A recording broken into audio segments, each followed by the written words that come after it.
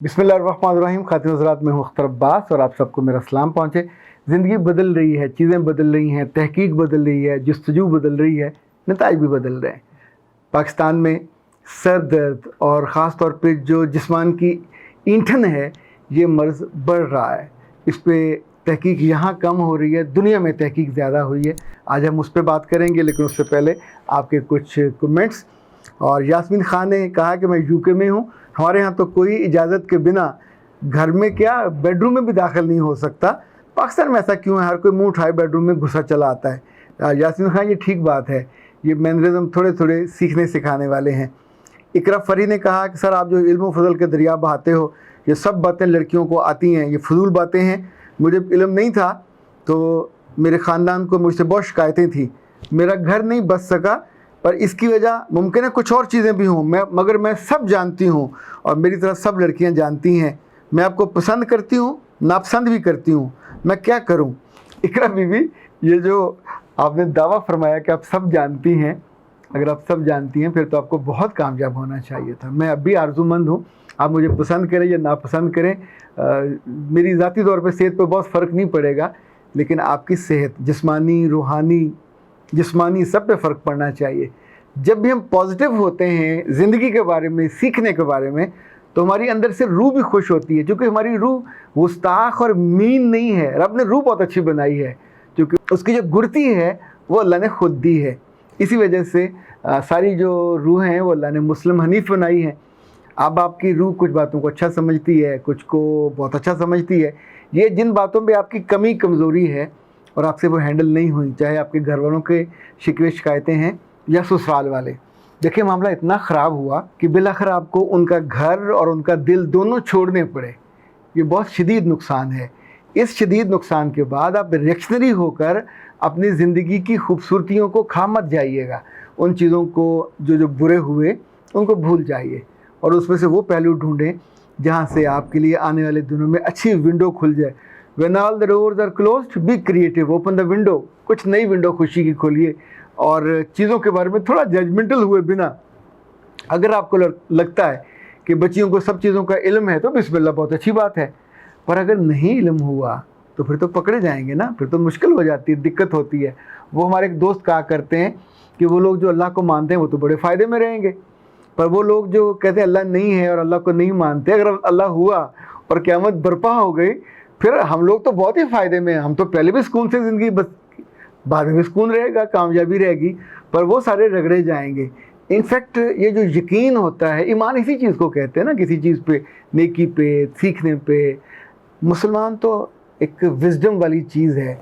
हर गुमशुदा चीज़, हर गुमशुदा विज़डम, हर नई बात जिसमें दानाई हो, जिसमें उसकी रूह बचती हो, जिसमें उसकी ज़िंदगी बेहतर होती हो और जिसमें उसके अंदर से नेगेटिविटी कम होती हो, वो उसके लिए ब्लेसिंग है। तो ढूंढते रहना चाहिए। चौधरी अतीक ने कहा, सर मेरी बैली बहुत बड़ी है, इसके बारे में कुछ करें, बाकी सब ठीक है।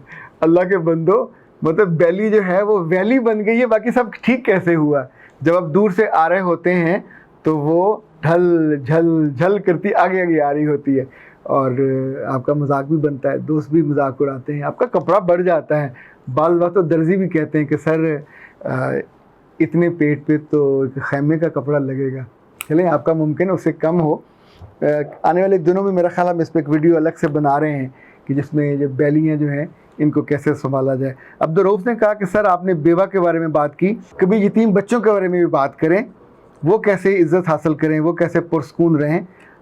रऊफ़ साहब, मैं इस लिहाज से बड़ा खुशबख्त हूँ कि मुझे कई बरस पहले अल-खिदमत फाउंडेशन पाकिस्तान के साथ इनके कुछ 10,000 ऑर्फन बच्चे हैं, तो उनके लिए कोई 14 किताबें लिखने का मौका मिला, जो उनकी करैक्टर साजी और उनकी इज़्ज़त और इकराम और माशरे में वक़्त के लिए और उनकी स्किल्स और उनकी खूबियों को बढ़ाने के लिए डिज़ाइन की गई थी।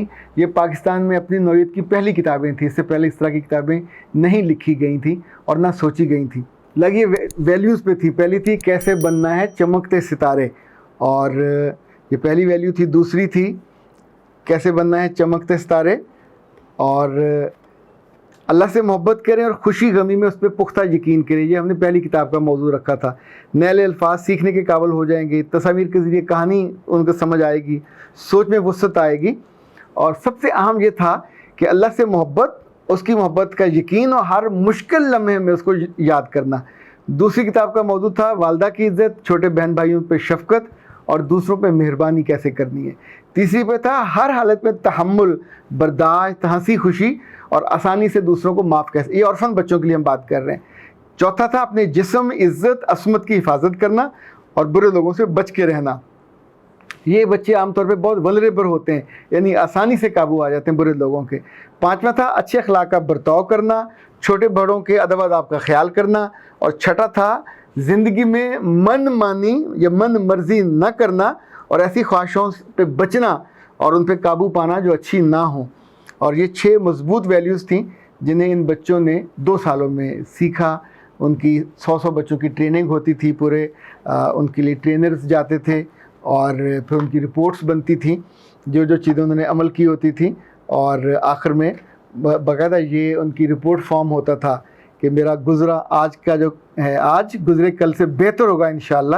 اور اسی طور پہ ایک ایک چیز کو ہم نے ایکٹیویٹیز کے ذریعے کیا تھا۔ یوں سمجھے ایڈریس مجھے اتفاق سے یہ سامنے نکل آیا، حیا کردار کے غلاف کو سمجھیے۔ تو یہ ایک عمدہ ایکٹیویٹی تھی کہ یہ جو ہے کیلا، اگر کیلے کا چھلکا اتار دیں اور ظاہر ہے پھر اس کے بعد اس کی کیا حالت ہوتی ہے، اور وہ زمین پہ گر جائے تو اس کے ساتھ کیا ٹریٹمنٹ ہوتی ہے۔ اسی طور پہ چھوٹے چھوٹے سوالات تھے اور ان کے ذریعے ان کو سمجھایا گیا تھا تاکہ وہ سارے اسٹڈی سینٹر میں جمع ہوں اور چیزوں کو کریں۔ تو جناب رؤف صاحب، جو میرے بس میں تھا میں نے تو کیا، آئندہ بھی انشاءاللہ کرتا رہتا ہوں۔ اور الخدمت فاؤنڈیشن کے لیے ہم نے میرے خیال پاکستان کے قریباً ہر بڑے ضلع میں ان orphan بچوں کے لیے فنڈ ریزنگ بھی کی۔ مجھے یاد پڑتا ہے کہ خود میرے کریڈٹ پہ ان جتنی جگہوں پہ میں گیا 14 سے 15 کروڑ فنڈ ریزنگ ہوئی جو الخدمت کے اس بڑے نظام کے اندر گئی۔ اور ان orphan بچوں کو چونکہ ہر بچے کو 2,500-3,000 ہزار روپیہ مہینے کا بھی ملتا ہے، ان کو کتابیں ملتی ہیں، لباس ملتا ہے، انعامات ملتی ہے اور صحت کی کٹ ملتی ہے۔ اوکے جناب، اب آتے ہیں ہمارا جو آج کا تھا موضوع، وہ تھا کہ سر درد اور جو جسمانی اینٹھن ہے یہ کیوں بڑھ رہی ہے۔ ہمارے قریب یوں سمجھے کہ 1-8 کلومیٹر پہ جانے والے ہیں، تو انہوں نے اپنے گھر کے لان میں ٹیلی فون کمپنیوں کو اینٹینا لگانے کی اجازت دی۔ ظاہر انہیں اس کا اچھا خاصا رینٹ ملتا تھا، کرایہ ملتا تھا۔ پھر ہولے ہولے ہوا کہ ان کی اہلیہ نے اور ان کی بیٹی نے مستقل سر درد کی شکایت کرنا شروع کی۔ ان کا 2-3 کمروں کا گھر تھا، ذرا آگے یہ لان میں تھا، اور جو مین گیٹ تھا وہ انہوں نے ان کا الگ کر دیا تھا۔ ان کا الگ تھا، وہ ایک لاک کی صورت میں تھا۔ ایک ڈاکٹر کو دکھایا، دوسروں کو دکھایا، لیکن سر درد کم نہیں ہو رہا تھا۔ کچھ ڈاکٹر نے کہا اس کا امیون سسٹم جو ہے وہ خراب ہو گیا ہے، کچھ نے میڈیسن بدلی لیکن اس کا سر درد ٹھیک نہیں ہوا۔ اچھا، پھر اتفاق سے انہی دنوں اس نے ایک ریسرچ پڑھی جو امریکہ میں ہوئی تھی۔ یہ ایک 42 سالہ لڑکی تھی امریکی، اور اس کا نام تھا کیٹی۔ یہ جرنلسٹ تھی اور شی فیس دا سیم، پر وہاں کے لوگ ذرا سمجھدار ہیں۔ وہ یہ ہوا کہ یہ خاتون جہاں جہاں پہنچتی گئی تو ڈاکٹر نے اس سے پوچھا کہ تم کہاں رہتی ہو۔ اس نے بتایا کہ میں یہاں رہتی ہوں، یہ میرا وہ ہے انوائرمنٹ، اور وہاں پہ اس کا لگا ہوا ہے اینٹینا۔ تو ڈاکٹر صاحب نے پھر ایک پوری ریسرچ اس کو دی اور کہا کہ آپ کو کوئی اور مسئلہ نہیں ہے، آپ کو ریڈیو فریکوینسی جو ویوز ہیں آپ ان کا شکار ہو گئی ہیں، تو آپ ایسا کیجئے 3-4 ہفتوں کے لیے وہ گھر چھوڑ دیجئے۔ اچھا، وہ وہاں سے اپنی بہن کے گھر چلی گئیں، اپنی بیٹی کو بھی ساتھ لے گئیں، وہاں جا کے کوئی 3 کی جگہ 4 ہفتے رہیں، مزے سے انجوائے کیا۔ ذرا گاؤں کی کھلی جگہ تھی اور کھلے کھانے تھے تو بالکل فٹ ہو گئیں۔ جب واپس آئیں تو 1-2 دنوں کے بعد پھر سیم جو سچویشن تھی۔ یہ ہمارے عہد میں ایک نئی مصیبت ہے کہ سر دردی پہلے اور وجہ سے ہوتی تھی، رشتے سر دردی کی وجہ بنتے تھے، جھگڑے سر دردی کی وجہ بنتے تھے، اور ایسی چیزیں جو آپ اچیو نہیں کر پاتے تھے وہ سر دردی کی وجہ بنتے تھے۔ پر ابھی جو آپ کا امیون سسٹم ہے وہ ان ریز کی وجہ سے، جنہیں RF ریز کہتے ہیں، یہ 2 طرح کی ہوتی ہیں، کچھ نظر آتی ہیں، کچھ نظر نہیں آتی، اور ان کی 7 قسمیں ہیں۔ یعنی آپ کو 3-4 تو آتی ہوں گی۔ گاما ریز ہوتی ہیں، یہ بہت اچھی ریز نہیں ہوتی۔ اسی طور پہ ایکس ریز ہوتی ہیں، ان کے بارے میں بھی آپ کو یاد ہے۔ یہ ریز گاما ریز ہوں، ایکس ریز ہوں یا الٹرا وائلٹ ریز ہوں۔ ہمارے وجود کے ہر خلیے میں ایٹم ہوتے ہیں، اور جب یہ ریز ان ایٹمز پہ جا کے پڑتی ہیں تو ان کے الیکٹرونز کو مار دیتی ہیں، اس لیے یہ بہت نقصان دہ ہوتے ہیں۔ آپ کو یاد ہے جو بچے خواتین پریگننٹ ہوں ان کو کہتے ہیں ایکس رے مت کروانا، اسی طور پہ جو الٹرا وائلٹ سے بچا جاتا ہے، ان گاما ریز سے بچا جاتا ہے، یہ اتنی بری ہوتی ہیں کہ یہ ڈی این اے بھی خراب کر دیتی ہیں۔ دنیا میں اس وقت جتنی بھی ڈیجیٹل یہ ٹیلی فون کمپنی ہیں وہ ریسرچ کرتی ہیں تو کہتی ہیں آر ایف ریز فری ہیں، بہت شاندار ہیں، پر جتنی بھی دنیا ریسرچ کر رہی ہے جو اکیڈیمکس میں ہوتی ہے یا اداروں میں ہوتی ہے، اس ریسرچ کی بنیاد پہ یہ کہا جاتا ہے کہ جو ریڈیو فریکوینسی ریز ہیں یہ بلاخر ہولے ہولے آپ کی جلد کو اور آپ کے پورے نظام کو ڈیمیج کرتی ہیں۔ ویسے اس کی بھی قسمیں ہیں، جیسے جیسے یہ بڑھتی جاتی ہیں نقصان بڑھتا جاتا ہے۔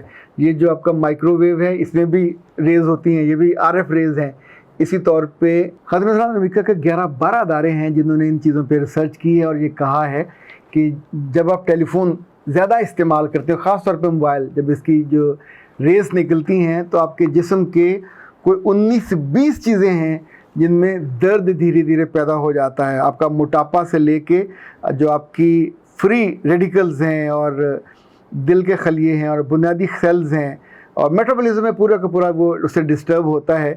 ایک جو مزے کی چیز انہوں نے اور ریسرچ کی ہے کہ 1000 گھنٹے، یہ 2020 میں ریسرچ ہوئی ہے کہ اگر آپ 1000 گھنٹے ٹیلی فون استعمال کرتے ہیں تو آپ ایک رسولی کا شکار ہو سکتے ہیں جو کینسر پہ بھی جا سکتی ہے، منتج ہو سکتی ہے۔ اس طور پہ 10 سال تک مسلسل جو لوگ استعمال کرتے ہیں موبائل اور بہت زیادہ کنزیکٹیو اور اپنے تکیے کے نیچے اور اپنے ہر وقت ساتھ رکھتے ہیں تو ان کی صحت پہ بھی اچھا اس پہ اس وقت اتنی ریسرچ اویلیبل ہے، چونکہ ہمارے پاس اتنا ٹائم بہت لمیٹڈ ہوتا ہے تو میں ہلکا پھلکا تو اس کا تذکرہ کر سکتا ہوں، اس پوری ڈیٹیل کا تذکرہ نہیں کر سکتا۔ اچھا خاتمہ حضرات، جس خاتون کو یہ مسئلہ ہوا تھا اس کو عام طور پہ کہا جاتا ہے الیکٹرو میگنیٹک ہائپر سینسٹیوٹی، یہ پورا مرض اب نیا بن گیا ہے۔ اور ویسے تو ہم نے باز نہیں آنا، ہم نے سارے وہ کام کرنے ہوتے ہیں جو ہم کر رہے ہوتے ہیں، ٹیلی فون بھی ہم نے استعمال کرنا ہے، ہم نے جب وہ چارجر میں لگا ہوتا ہے تب بھی سننا ہوتا ہے، اور چند ہزار کی خاطر اس کھمبے کے نیچے بھی رہنا ہے۔ اللہ معاف کرے، ہم تو ایسے کمال لوگ ہیں کہ بجلی کے جو بڑے کھمبے ہیں جن کے اوپر سے بجلی کی بڑی تاریں گزر رہی ہوتی ہیں، ہم نے تو ان کے نیچے لوگوں کو گھر بنا کے رہتے اور دکانیں کرتے دیکھا۔ اللہ معاف کرے، وہ نرا موت کا گھر ہوتا ہے جہاں سے اتنی ہائی وولٹیج تاریں گزر رہی ہوتی ہیں۔ اور یہ والی جو شعائیں ہیں جب وقت ثابت کرتا ہے، لوگ بھگت چکے ہوتے ہیں، تب ہم کو پتہ چلتا ہے کہ ہمارے سر میں کیوں درد ہے، ہمارے جگر میں کیوں درد ہے، اور ہمارے جسم میں جو اینٹھن ہوتی ہے، ٹوٹ پھوٹ ہوتی ہے، کیوں ہوتی ہے۔ ان وجہوں سے بچا جا سکتا ہے۔ بہتر ہے صرف ایسے کلپ پہ مت رہیے گا، اس موضوع پہ بہت ساری چیزیں پڑھیے گا تاکہ آپ کا انفارمیشن بھی بڑھے اور آپ کا جو یقین ہے وہ عین الیقین میں بدلے۔ اختر عباس کو اجازت دیجیے، السلام علیکم۔